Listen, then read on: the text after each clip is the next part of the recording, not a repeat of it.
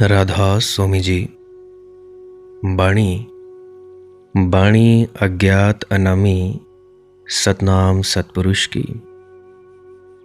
आज की सत्संग वीडियो का विषय है परमात्मा जो है, सदा से है, था और रहेगा, वह हमें दिखाई क्यों नहीं पड़ता? क्या कारण है? और जो नहीं है वह हमें दिखाई पड़ता है। तो ऐसा क्यों है कि जो है वह हमें दिखाई नहीं पड़ता है? तो चलिए इसी विषय के संदर्भ में आज की सत्संग वीडियो आरंभ करते हैं।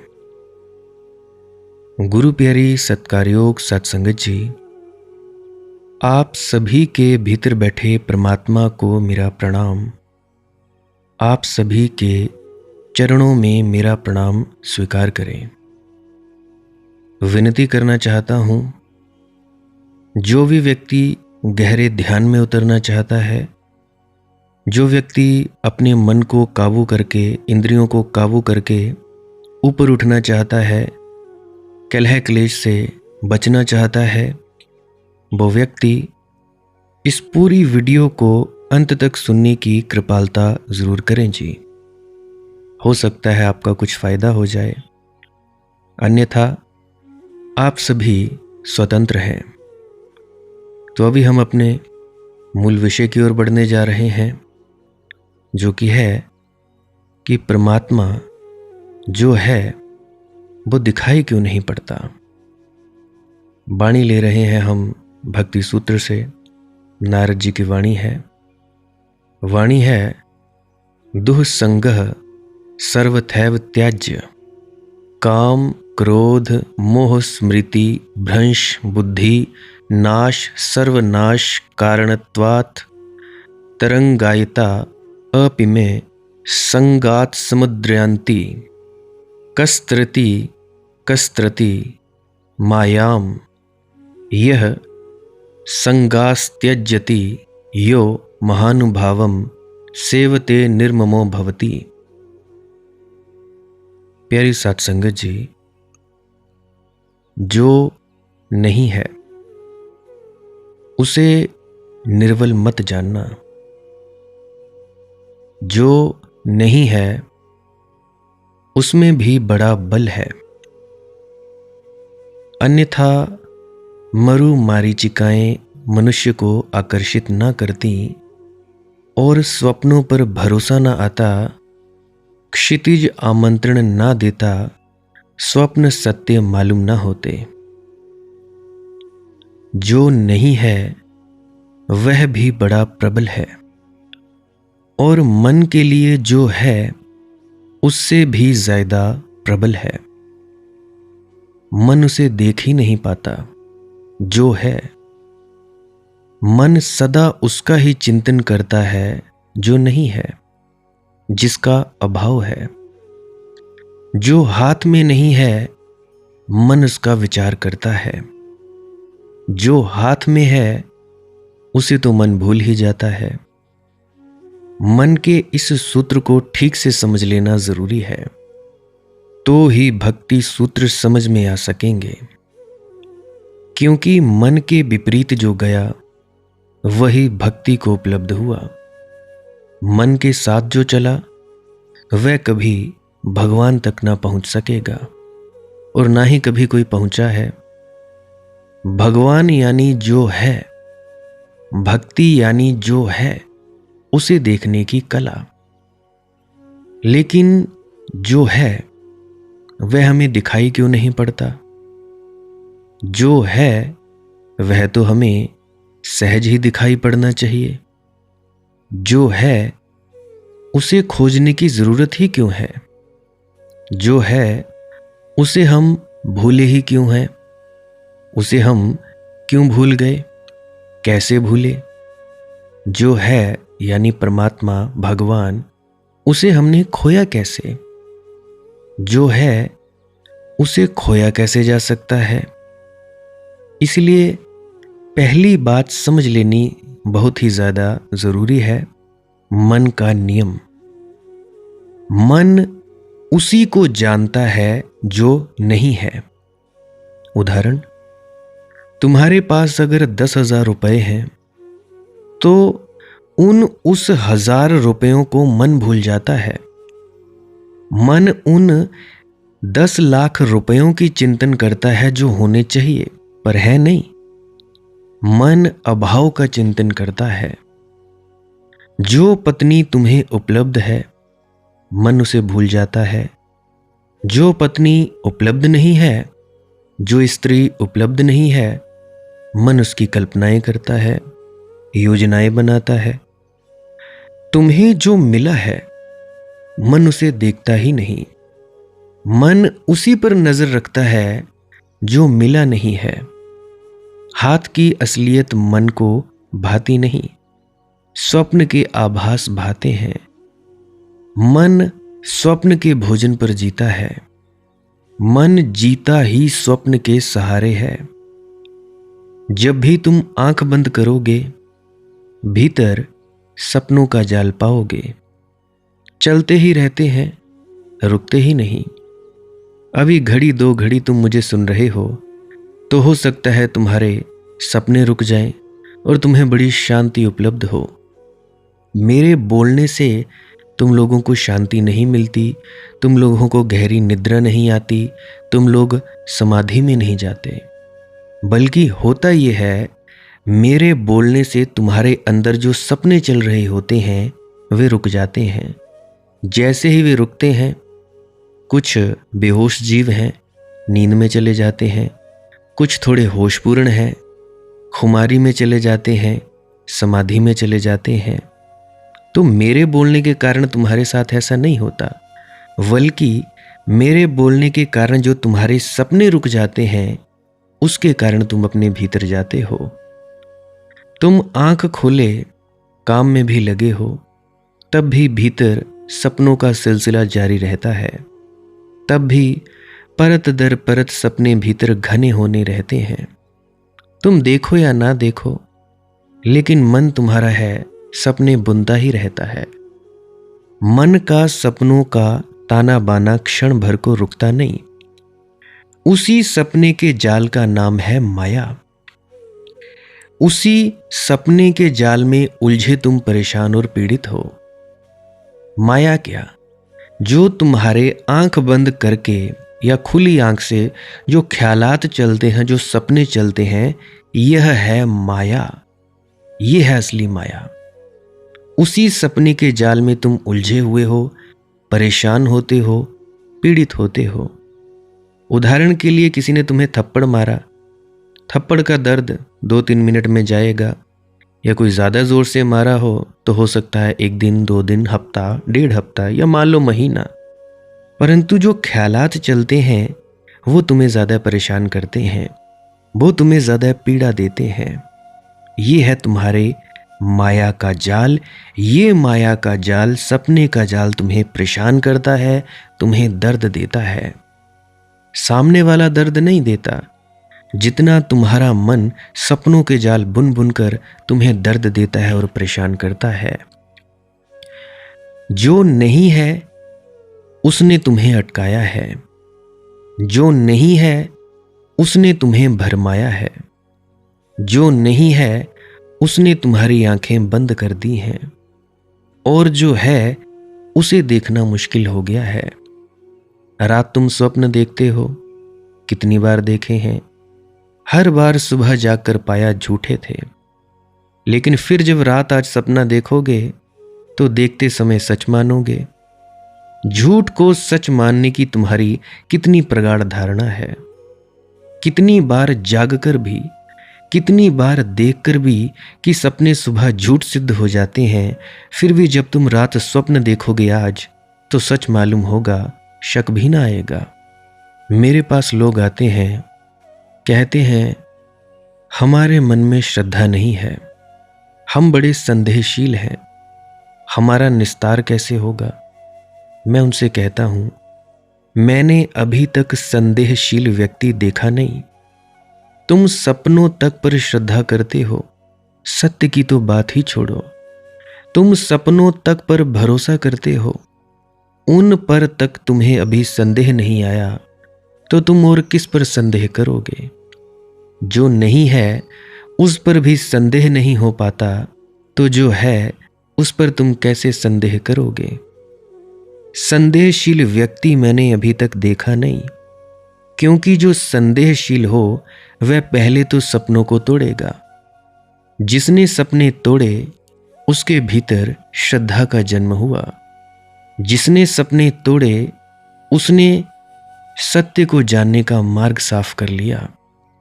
आज फिर रात जब तुम सपना देखोगे तब फिर खो जाओगे सपने में। ऐसा कितनी बार हुआ है, कितने जन्मों जन्मों हुआ है। रात की छोड़ो, क्योंकि रात तुम कहोगे कि हम बेहोश हैं। चलो दिन का ही विचार करें।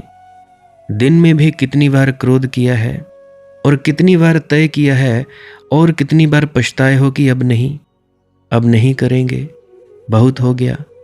फिर जब क्रोध पकड़ लेता है और क्रोध का धुआं जब तुम्हें घेर लेता है, तब तुम फिर बेसुध हो जाते हो।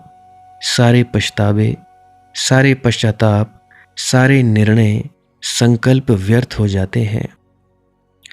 क्रोध का जरा सा धुआं और तुम्हारे पैर उखड़ जाते हैं, जड़ें टूट जाती हैं। तुम फिर बेहोश हो जाते हो, तुम फिर बेसुध हो जाते हो। कितनी बार नहीं देखा कि काम वासना व्यर्थ ही भरमाती है, भटकाती है, पहुंचाती कहीं नहीं। दूर से दिखाती है मरुद्यान, पास आने पर मरुस्थल ही पाए जाते हैं। कितनी बार नहीं जाना, सोचो। लेकिन फिर तुम भटकोगे, फिर तुम खोओगे, फिर काम वासना पकड़ेगी और तब फिर तुम सपने सजाने लगोगे और मन कहेगा हो सकता है इतनी बार झूठ सिद्ध हुई हो, अब की बार ना हो। अपवाद हो सकते हैं, जो अब तक नहीं हुआ शायद अब हो जाए। मन शायद पर जीता है, मन आशा पर जीता है। उमर खयाम की बड़ी प्रसिद्ध पंक्तियां हैं कि मैंने ज्ञानियों से पूछा कि आदमी अब तक थका नहीं, किस सहारे जीता है? आदमी अब तक विषाद को उपलब्ध नहीं हुआ, किस सहारे जीता है? ज्ञानी उत्तर न दे पाए। फकीरों से पूछा, फकीर भी उलझे हुए मालूम पड़े। तब कोई राह न देखकर उमर खयाम कहता है, एक रात मैंने आकाश से पूछा कि तूने तो सभी को चलते देखा। सदियों सदियों, युगों युगों से कितने लोग उठे, आशाओं और सपनों से भरे कितने लोग धूल में गिरे। तूने तो सबको देखा, सबके अरमान मिट्टी में मिलते देखे। तुझे तो पता चल गया होगा अब तक आदमी किसके सहारे चलता है, अब तक थकता नहीं, रुकता नहीं। तो आकाश ने कहा कि आशा के सहारे आदमी जीता है। तुम्हारा असली आकाश आशा है।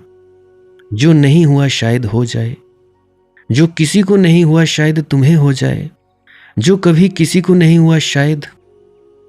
भविष्य को किसने जाना है? यहां सिकंदर हार जाते हैं, लेकिन तुम चले जाते हो, चलते चले जाते हो। दिन में भी तुम सपने देखते हो, रात में ही नहीं।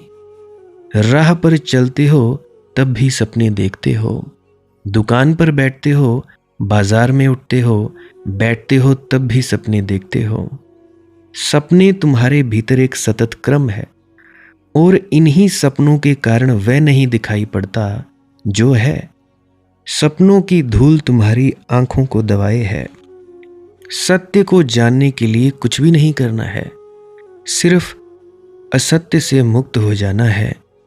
सत्य को जानने के लिए कुछ भी नहीं करना है, सिर्फ जो नहीं है उसे देख लेना है कि नहीं है। द्वार साफ है, पर्दा उठा हुआ है, पर्दा कभी था ही नहीं। कल मैं एक गीत पढ़ता था, हंस मानसर भूला सनी मंक में चंचू, हो गए उजले पर मट मैले, कंकर चुनने लगा वही जो मुक्ता चुगता पहले। क्षर में क्या ऐसा सम्मोहन जो तू अक्षर भूला, कमल नाम से बिछुड़ कांस के सूखे तिनके जोरे, अव कुंठित कलियों के धोखे, कुंठित शूल वटोरे, पर में ऐसा क्या आकर्षण जो परमेश्वर भूला। नीर क्षीर की दिव्य दृष्टि में अंधवासना जागी, गति का परम प्रतीक बन गया जड़ता का अनुरागी।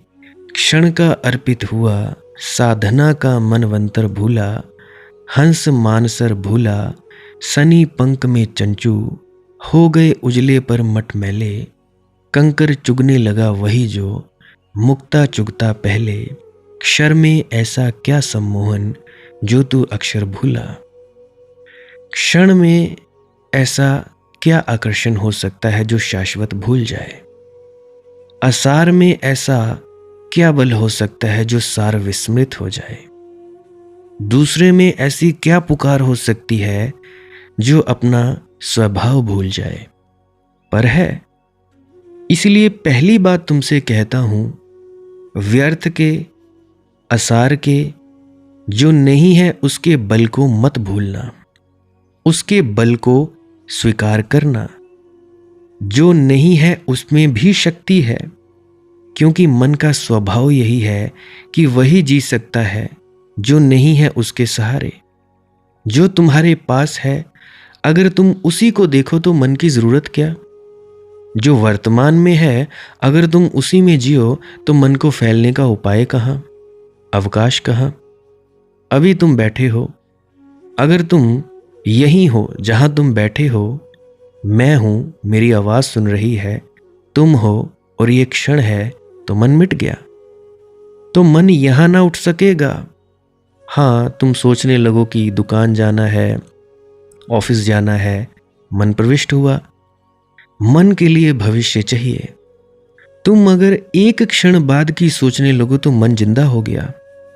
तुम एक क्षण पहले की सोचने लगो तो मन जिंदा हो गया। तुम अगर अभी हो, यहीं हो, तो मन नहीं हो गया। तुम ध्यान के लिए बैठते हो, सोचते हो जी पहले ये अनुभव हुआ, अब नहीं हो रहा है, मन आ गया। तुम सोचते हो वो तो होना चाहिए, वो नहीं हो रहा, मन आ गया। तो मन को पैदा तुम लोग करते हो। तुम कुछ भी सोचते हो, विचारों को रोकने की चेष्टा करते हो, पकड़ने की चेष्टा करते हो, कुछ पाना चाहते हो, कुछ छोड़ना चाहते हो, मन आ गया। इसलिए तो तुम्हारा मन मरता नहीं। वर्तमान मन की मृत्यु है, भविष्य और अतीत मन का जीवन है। ना तो अतीत है, जा चुका, ना भविष्य है, अभी आया ही नहीं। मन जीता ही नहीं में है। मन का स्वभाव नकार है, अनस्तित्व, अभाव। मन नास्तिक है, इसीलिए मन से कोई कभी आस्तिक नहीं हो पाता।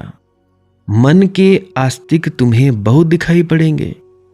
मंदिरों मस्जिदों में बैठे हैं, पूजा पाठ करते हैं, सत्संग सेंटरों में बैठे हैं, सत्संग फरमाते हैं, दूसरों को बाणियां पढ़ते हैं, शब्द गाते हैं, सेवाएं करते हैं।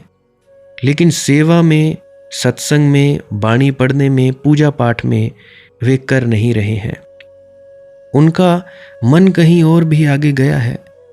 कोई स्वर्ग को मांगता होगा, कोई पुण्य के फल मांगता होगा, कोई परलोक के सुख मांगता होगा, कोई इसी लोक के सुख मांगता होगा, कोई सचखंड मांगता होगा, कोई मुक्ति मांगता होगा। लेकिन मन कहीं और जा चुका है। मन ना हो तो पूजा, मन ना हो तो सत्संग, मन ना हो तो शब्द कीर्तन, मौन पूजा होगी। मन ना हो तो ही पूजा होगी, तो प्रार्थना होगी, तो ही ध्यान होगा। जहां मन नहीं, वहीं मंदिर शुरू होता है। मन की मौत पर, मंदिर यानी मन के अंदर, मन की मौत पर। इसे थोड़ा ख्याल से समझ लो। तुम अगर यहीं हो जाओ इसी क्षण में, फिर कुछ पाने को नहीं है, पाया ही हुआ है, परमात्मा मिला ही हुआ है। तुमने उसे खोया कभी नहीं। खोने का भी वहम है, खोने की भी भ्रांति है। एक सपने में तुम लीन हो गए हो, एक सपना तुम्हें अपने से दूर ले गया है। विचारों के ऊहापोह में तुम उलझ गए हो। जो तुम्हारे पैर के नीचे हैं वही मंजिल दिखाई पड़नी बंद हो गई है। जो तुम्हारे हृदय के भीतर है इस क्षण भी गुनगुना रहा है, उसी का गीत सुनाई पड़ना बंद हो गया है। तुम अपने से दूर हो गए हो। भक्ति सूत्र तुम्हें तभी समझ में आ सकेंगे अगर तुम मन की इस अवस्था को ठीक से समझ लो और इसके बाहर होने में शुरू हो जाओ। स्वप्न से जागो। परमात्मा को पाने की कोई भी जरूरत नहीं है, उसे कभी खोया नहीं है। स्वप्न से जागते ही तुम हंसोगे। जैसे आज रात तुम सो जाओ और सपना देखो कि मैं लंदन चला गया हूँ या मैं कहीं और चला गया हूँ। आंख खुले तो तुम पाओ ना तो मैं लंदन था, ना मैं दिल्ली था, ना मैं यहाँ, ना मैं वहाँ। मैं तो घर पे था। सब सपना था। लेकिन सपने में जब तुम दिल्ली में थे तब तुम सोच भी ना सकते थे कि तुम अपने घर में लेटे हुए हो। ठीक ऐसा ही हुआ है। तुम हो तो परमात्मा में, लेकिन तुम्हारा सपना तुम्हें कहीं और बतलाता है। तो शुरू कहाँ से किया था मैंने? दुह संग का सर्वथा त्याग करना चाहिए। दुह संग सर्वथैव त्याज्य। क्या है दुह संग? पहला तो मन का संग। लोगों की छोड़ो। जो तुम्हारा मन है इसका साथ यह दुह संग है। तुमने भक्ति सूत्र की व्याख्याएं पढ़ी होंगी तो उनमें दुह संग कहा है उन लोगों को जो बुरे हैं। उनसे क्या लेना देना? बुरा आदमी तुम्हारा क्या बिगाड़ लेगा? अपना ही बिगाड़ रहा है। जो शराब पी रहा है खुद, वो तुम्हारा क्या बिगाड़ रहा है? कुछ नहीं बिगाड़ रहा है।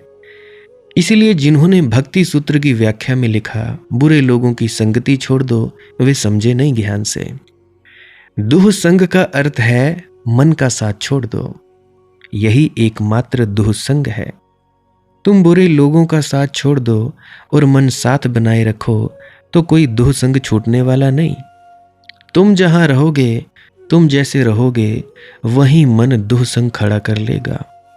मन बड़ा उत्पादक है, बड़ा सृजनात्मक है। परमात्मा के बाद अगर कहीं कोई सृष्टा है तो वो मन है। काल है तो वो मन है। कितना सृजन करता है ना कुछ से। शून्य से आकृतियां बना लेता है, शून्य में रंग भर देता है, शून्य में इंद्रधनुष उगाते हैं, फूल खिल जाते हैं और अपने ही बनाए खेल में कुछ अनुरुक्त हो जाता है। अपने ही हाथ से बनाई छायाओं के पीछे दौड़ने लगता है। इसलिए मेरी व्याख्या है मन का साथ छोड़ दो। दुह संग का सर्वथा त्याग करना चाहिए। मैं तुमसे नहीं कहता जी चोर का साथ छोड़ो। मैं तुमसे नहीं कहता क्रोधी का साथ छोड़ो। मैं तुमसे कहता हूं मन का साथ छोड़ो, क्योंकि मन ही चोर है, मन ही क्रोधी है। ये सवाल दूसरे का नहीं है। अन्यथा धार्मिक लोग बड़े कुशल हो गए हैं। जो लोगों के साथ नहीं उठता बैठता वह भाई बहुत ही ज्यादा पापी। लेकिन साधु तो वही है जिसे दूसरों में बुरा दिखाई ना पड़े। साधु तो वही है जिसे सभी जगह साधु का दर्शन होने लगे।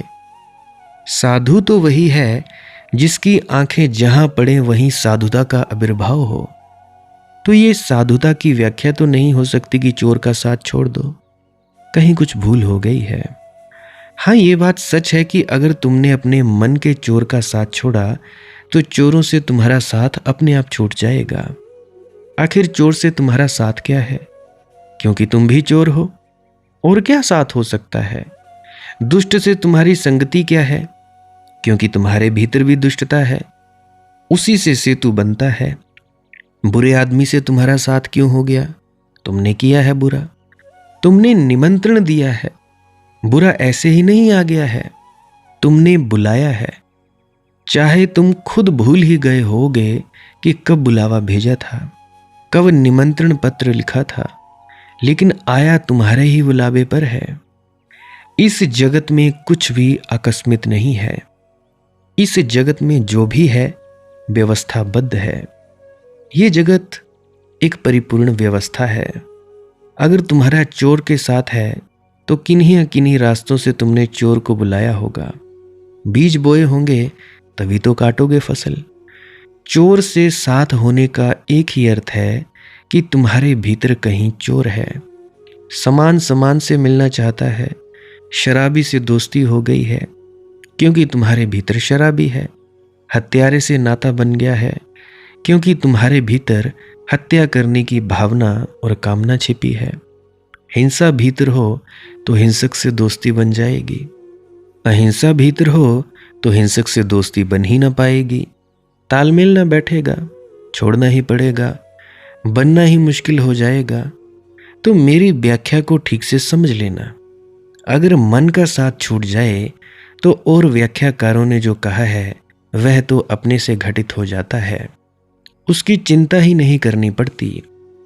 इधर भीतर मन गया, क्रोध गया, लोभ गया, मोह गया, काम गया, वे सब मन के ही फैलाव हैं, वे सब मन की ही सेनाएं हैं।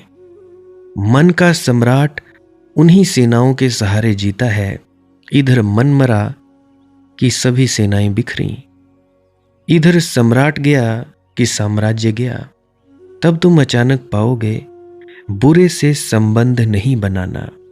तुम बनाना भी चाहो तो भी नहीं बनता।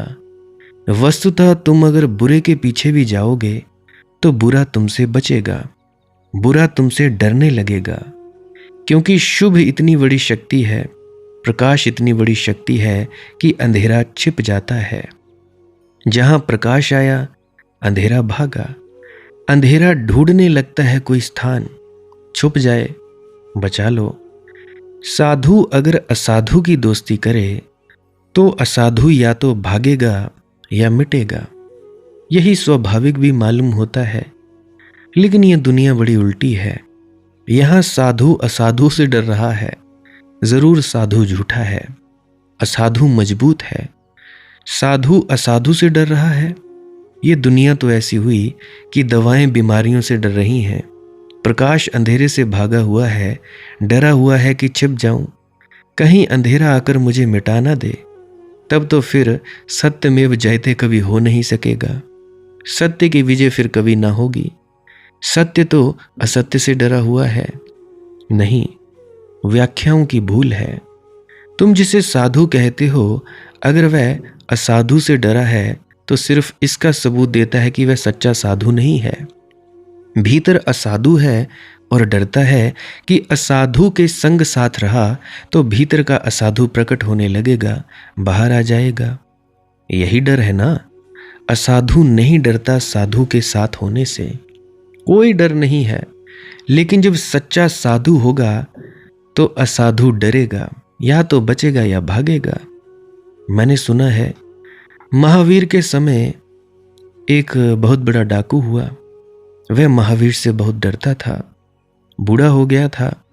उसने अपने बेटे को शिक्षा दी कि देख और सब करना, इस एक आदमी के आसपास मत जाना, ये बड़ा खतरनाक है, ये अपने धंधे का बिल्कुल दुश्मन है, इसके पास गए कि मिटे।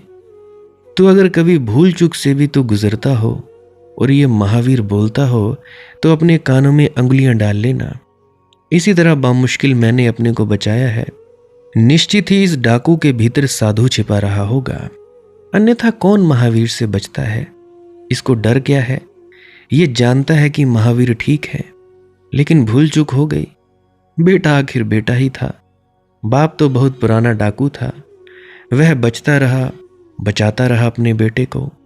बेटा एक दिन जा रहा था रास्ते से, चूंकि बाप ने मना किया था इसलिए मन में आकर्षण भी हो गया कि एक आध शब्द सुन लेने में क्या हर्जा है। ऐसा थोड़ी कि कुछ एक आध शब्द सुन लोगे तो सब बदल जाएगा। तो महावीर बोलते थे। द्वार पर कहीं दूर खड़े होकर एक वाक्य सुना, लेकिन फिर बाप की याद आई, अंगुलियां कान में डाल ली, भाग खड़ा हुआ, पर एक वाक्य कान में पड़ गया। महावीर ने किसी से पूछा था, महावीर से पूछा किसी ने कोई प्रश्न और वे जवाब देते थे। पूछा था प्रेत योनि के संबंध में कि भूत प्रेत होते हैं तो कैसे होते हैं, देवता होते हैं तो कैसे होते हैं। फिर वर्षों बीत गए, डाकू पकड़ा गया। सम्राट के घर डाका डाला था। सम्राट इसके बाप से परेशान था। बाप मर गया बेटे से परेशान था और कभी कोई बात पकड़ी ना जा सकी थी। उनके खिलाफ जुर्म हाथ में ना था, रंगे हाथ भी कभी पकड़े ना गए थे।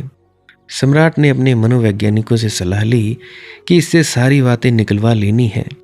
जब हाथ में पड़ गया है तो छोड़ नहीं देना है। कैसे निकलवाएं इससे सारी बातें? तो मनोवैज्ञानिकों ने एक उपाय सोचा।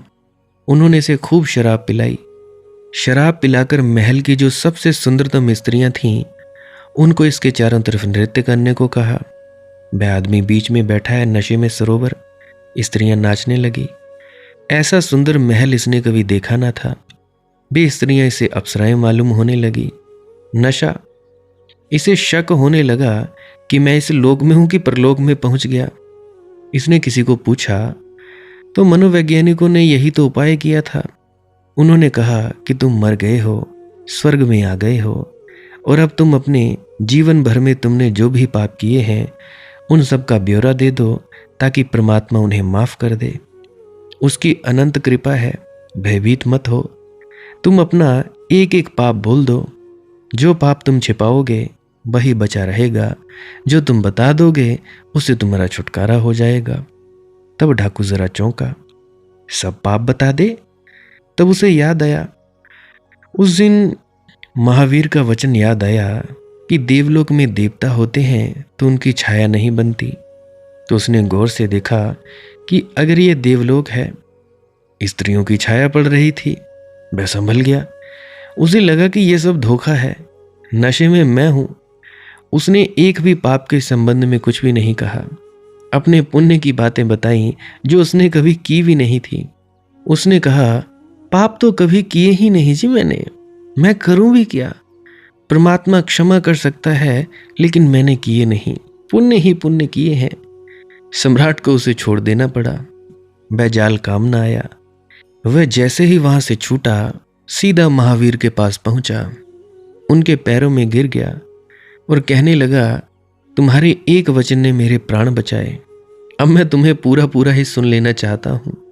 इतना ही सुना था, वह भी कुछ बड़ी काम की बात न थी, लेकिन काम पड़ गई। सत्संग काम आ गया। वह भी ऐसी चोरी चोरी द्वार पर खड़े होकर एक वाक्य सुना था कि देवताओं की छाया नहीं पड़ती। तब तो सोची भी ना थी कि इसकी कोई सार्थकता हो सकेगी, लेकिन काम पड़ गया। मेरे प्राण बचे, तुमने मुझे बचाया। भयंकर नशे में मुझे डुबोया था और सारा इंतजाम किया था, और मैं फंस ही गया था और मैं तैयार ही था बोलने को ताकि क्षमा कर दिया जाऊं। अब तुम मुझे पूरा ही बचा लो। इस सम्राट से तुमने बचाया, अब तुम मुझे मृत्यु से भी बचा लो। इस मौत से तुमने मुझे बचाया, अब तुम मुझे सारी मौतों से बचा लो। अब मैं तुम्हारी शरण हूं। तो साधु का एक वचन भी सुन लिया जाए तो असाधु के जीवन में रूपांतरण शुरू हो जाता है। बीज पड़ गया। साधु क्या डरेगा असाधु से? डरे तो असाधु डरे। मैं तुमसे नहीं कहता कि तुम बुरे लोगों का साथ छोड़ देना। मैं तो तुमसे ये कहूंगा कि तुम उन्हें बुरे देखोगे तो तुम बुरे रह जाओगे। तुम अगर उन्हें बुरा मानोगे तो तुम्हारी बुराई कभी मिट ना सकेगी। तुम बस एक साथ छोड़ दो, भीतर के अपने मन का साथ, और तत्क्षण तुम पाओगे संसार में कोई बुरा ना रहा। चोर में भी तब तुम्हें परमात्मा ही छिपा हुआ दिखाई पड़ेगा। हत्यारे में भी तब तुम्हें उसकी ही ज्योति झिलमिलाई हुई दिखाई पड़ेगी, और तुमसे भयभीत होने लगेगा असाधु, क्योंकि तुम असाधुता की मौत सिद्ध होने लगोगे। तुम्हारी छाया जहां पड़ेगी वहां से अंधकार हटेगा। निश्चित ही तुम्हारा असाधु से साथ छूट जाएगा। मैं छोड़ने को नहीं कहता हूं, छूट जाएगा। तुम्हें छोड़ना ना पड़ेगा। असाधु भाग खड़ा होगा या असाधु रूपांतरित हो जाएगा। यह बड़ा क्रांतिकारी सूत्र है। दुह संग का सर्वथा त्याग करना चाहिए, पर दुह संग है मन का संग, क्योंकि वह दुह संग काम, क्रोध, मोह, स्मृति भ्रंश, बुद्धि नाश एवं सर्वनाश का कारण है। इतना साफ है, पर व्याख्याकारों से ज्यादा अंधे लोग खोजना मुश्किल है, क्योंकि वह काम, क्रोध, लोभ, मोह, स्मृति भ्रंश, बुद्धि नाश एवं सर्वनाश का कारण है। कौन तुम्हारा सर्वनाश कर सकेगा? तुम्हारे अतिरिक्त और कोई भी नहीं। तुमसे बड़ा तुम्हारा शत्रु कोई नहीं है, और तुमसे बड़ा ना तुम्हारा कोई मित्र है। मन से साथ बना रहे तो तुम अपना ही आत्मघात करते रहोगे। मन से साथ छूट जाए तो तुम्हारे जीवन में नवजीवन का संचार हो जाएगा, पुनर्जन्म हो जाएगा। काम, क्रोध, मोह, स्मृति भ्रंश, बुद्धिनाश, सर्वनाश, इन शब्दों को समझो। काम का अर्थ है सदा इस आशा से जगत को देखना कि उससे कुछ सुख पाना है। काम का अर्थ है सुख पाने की आकांक्षा से ही चीजों को, व्यक्तियों को, घटनाओं को देखना, आकांक्षा से भरे होकर देखना। जब तुम आकांक्षा से भरकर किसी चीज को देखते हो तब तुम्हें चीज का सत स्वरूप दिखाई नहीं पड़ता, क्योंकि तुम्हारी आकांक्षा पर्दा डाल देती है।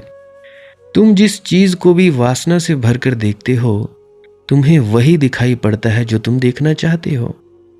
दो साधु गंगा के तट पर बैठे थे। एक तो ठीक बैठा था, दूसरा बड़ा बेचैन हुआ। वो पहले से कहने लगा, क्षमा करें, आपसे झूठ ना कहूँगा, लेकिन मुझे थोड़े समय के लिए छुट्टी दें, मैं उस तट तक जाना चाहूँगा। तो वे गए।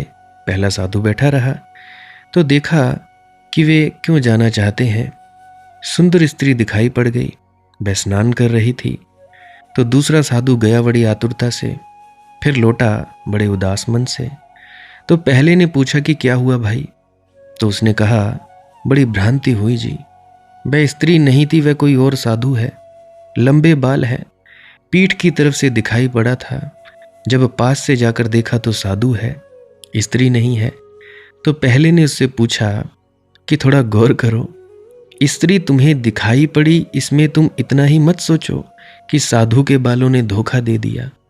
तुम स्त्री देखना चाहते थे, तुमने आरोपण किया। तो ऐसे ही हम वही देख लेते हैं जो कामना करते हैं। तुम अपने चारों तरफ अपनी ही कामना का संसार रच लेते हो। दो साधु एक रास्ते से गुजरते थे। एक साधु दूसरे से कुछ बोल रहा था। उसे दूसरे ने कहा कि यहाँ सुनाई भी नहीं पड़ेगा मुझे कुछ, ये बाजार इतना शोरगुल है, ये ज्ञान की बात यहाँ मत करो, एकांत में चलकर करेंगे। वह साधु वहीं खड़ा हो गया। उसने अपनी जेब से 1 रुपया निकाला और आहिस्ता से रास्ते पर गिरा दिया। खनन खन की आवाज हुई, भीड़ इकट्ठा हो गई। पहले साधु ने पूछा, मैं समझा नहीं, ये तुमने क्या किया? उसने रुपया उठाया, जेब में रखा और चल पड़ा। उसने कहा, इतना बड़ा बाजार है, इतना शोरगुल मच रहा है, लेकिन रुपये की जरा सी खनन की आवाज, इतने लोग आ गए। ये रुपये के प्रेमी हैं। नरक में भी भयंकर उत्पात मचा हो और अगर रुपया गिर जाए तो ये लोग सुन लेंगे। हम वही सुन लेते हैं जो हम सुनना चाहते हैं। उस साधु ने कहा, अगर तुम परमात्मा के प्रेमी हो तो यहाँ भी, बाजार में भी परमात्मा के संबंध में मैं कुछ कहूँगा तो तुम उसे सुन लोगे। कोई दूसरा बाधा नहीं डाल रहा है। हम वही सुनते हैं जो हम सुनना चाहते हैं, हम वही देखते हैं जो हम देखना चाहते हैं। हमें उसी से मिलन हो जाता है जिससे हम मिलना चाहते हैं। इस जीवन में व्यवस्था को ठीक से जो समझ लेता है वह फिर दूसरे को दोष नहीं देता। ध्यान रखना, कामना तुम्हें कभी सत्य को ना देखने देगी। सत्य को देखना हो तो कामना शून्य चित्त चाहिए।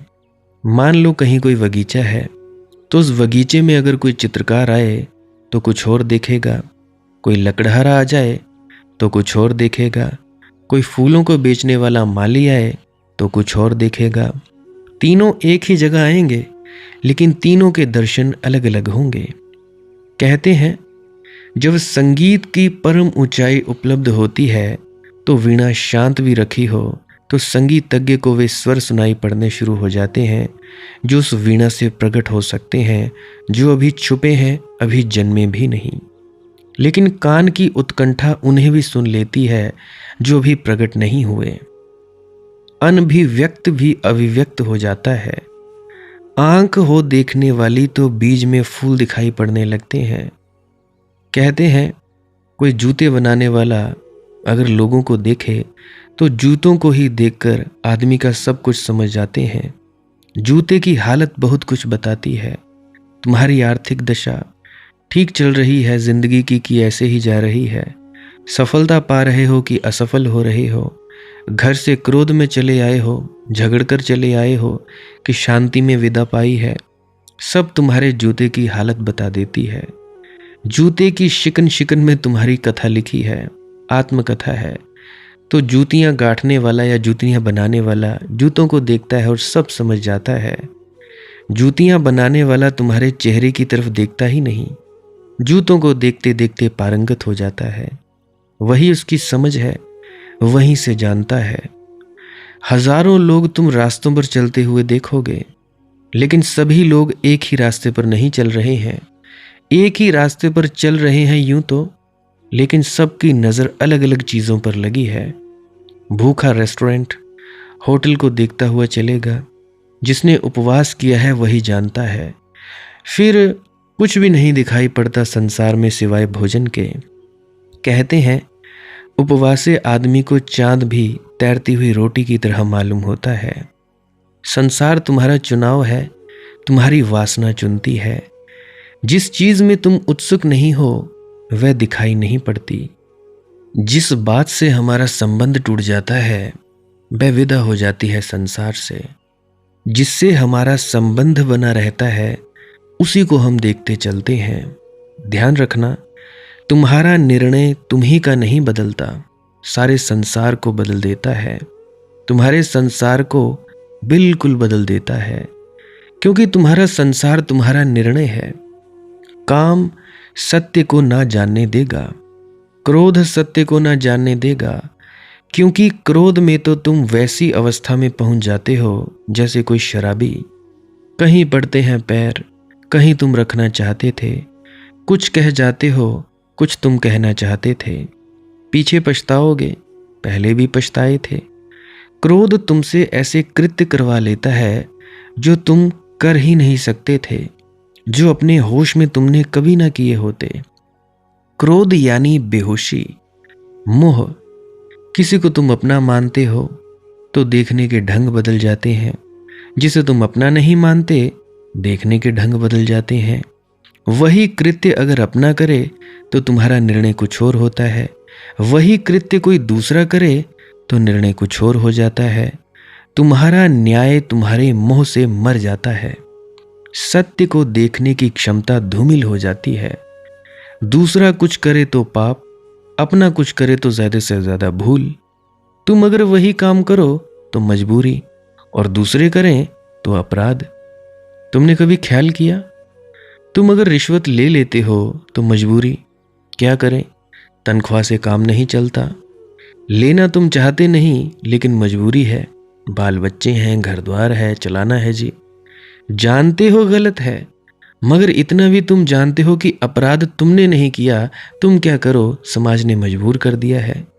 दूसरा जब रिश्वत लेता है तब अपराध है, तब तुम बस शोरगुल मचाते हो। वस्तुतः तुम्हारा शोरगुल उतना ही बड़ा होता है जितनी तुमने भी रिश्वत ली होती। अपनी भूल को छोटा करने के लिए तुम दूसरे की भूल को बड़ा बड़ा करके दिखाते हो।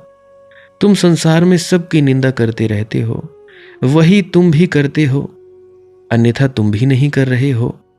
दूसरे का बेटा असफल हो जाता है, तुम समझते हो बुद्धिहीन। तुम्हारा बेटा असफल हो जाता है तो शिक्षक की शरारत। मेरे पास कई माँ बाप आ जाते हैं, कहते हैं हमारा बेटा फेल कर दिया, जरूर कोई साजिश है। जो भी फेल होता है वह कहता है साजिश है, लेकिन दूसरे जो फेल हुए हैं उनकी बुद्धि ही नहीं तो क्या करेंगे। तुम कभी गौर करना, मोह तुम्हारी आंख से न्याय को छीन लेता है। काम, क्रोध, मोह, स्मृति भ्रंश। स्मृति भ्रंश बड़ा महत्वपूर्ण शब्द है। बुद्ध ने जिसे सम्यक स्मृति कहा है, यह उसकी विपरीत अवस्था है। स्मृति भ्रंश उसकी विपरीत अवस्था है, जिसको गुरजेफ ने सेल्फ रिमेंबरिंग कहा है, आत्मस्मरण। स्मृति भ्रंश उसकी विपरीत अवस्था है, जिसे कृष्ण मूर्ति जी अवेयरनेस कहते थे। स्मृति भ्रंश उसकी विपरीत अवस्था है, जिसको बाबा नानक कबीर ने सुरति कहा है। स्मृति भ्रंश उसकी उल्टी अवस्था है। सुरति स्मृति का ही रूप है। सुरति योग का अर्थ है स्मृति योग। ऐसे जीना कि होश रहे, प्रत्येक कृत्य होशपूर्ण हो, उठो तो जानते हुए, बैठो तो जानते हुए। इसके बारे में पूरे प्रैक्टिकल बात मैं कल की वीडियो में कहूँगा। आज के लिए बस इतना ही।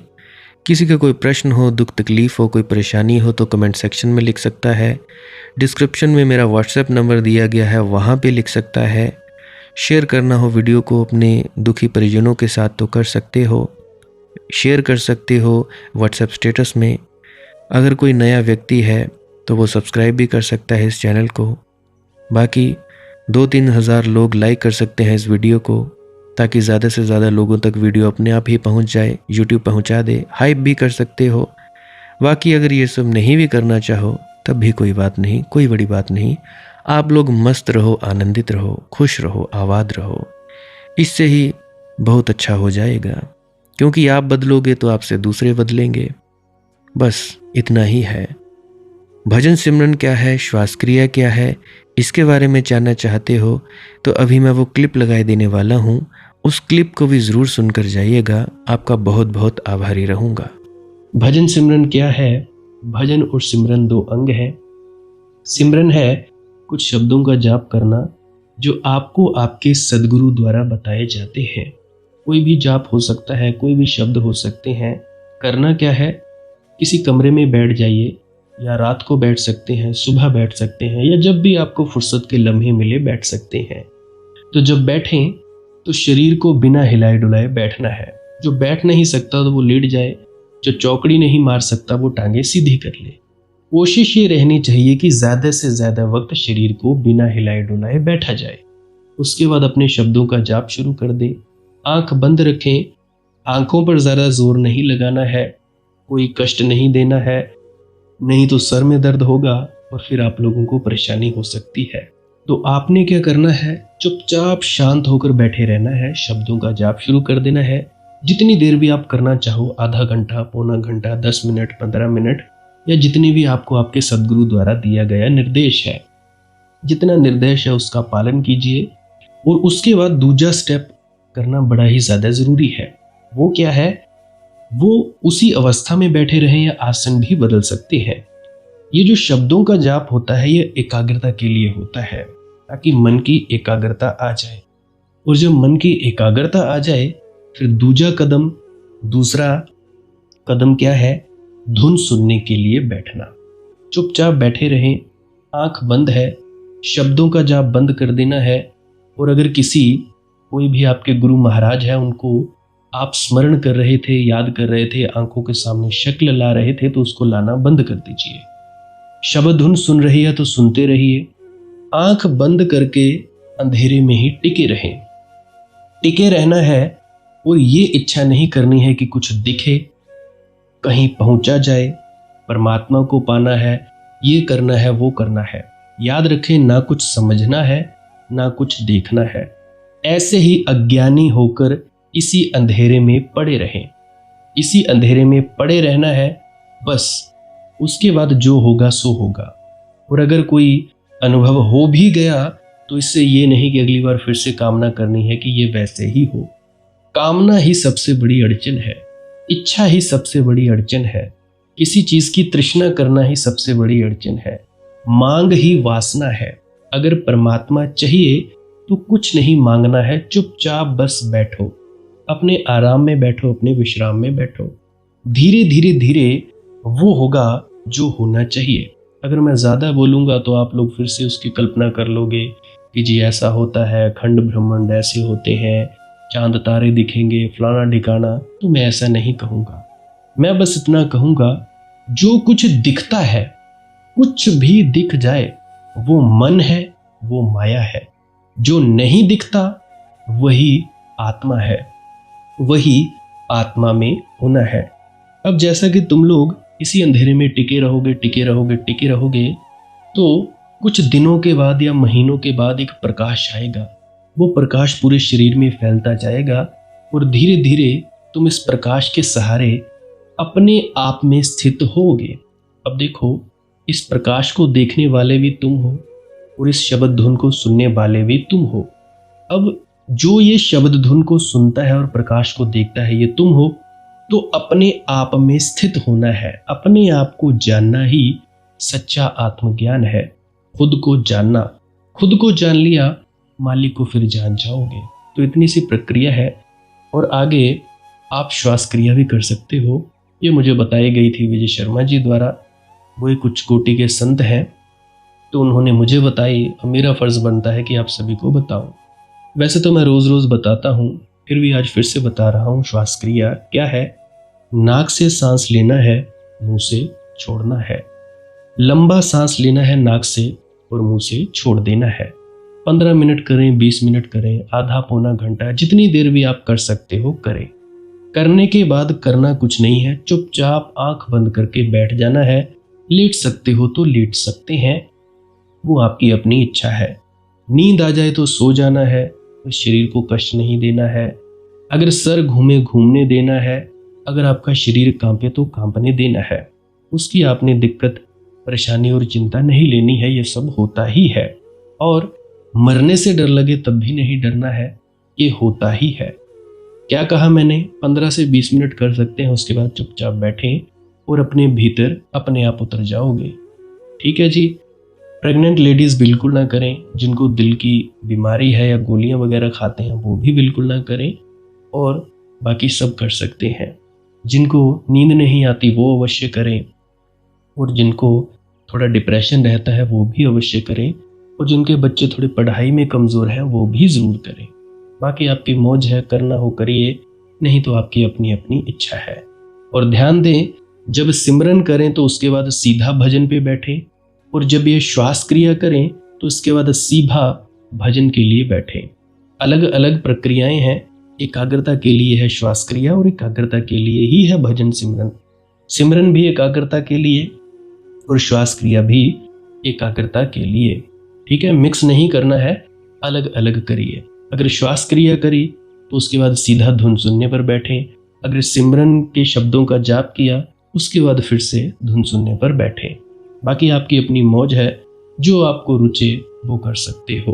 अगर धुन सुनने लगे तो धुन सुनने पर ही डायरेक्ट बैठा जाए, परंतु श्वास क्रिया मत छोड़ना, क्योंकि श्वास क्रिया करने से शारीरिक, मानसिक और आध्यात्मिक लाभ मिलता है। तो बाकी आप कीजिए, आपकी मौज है।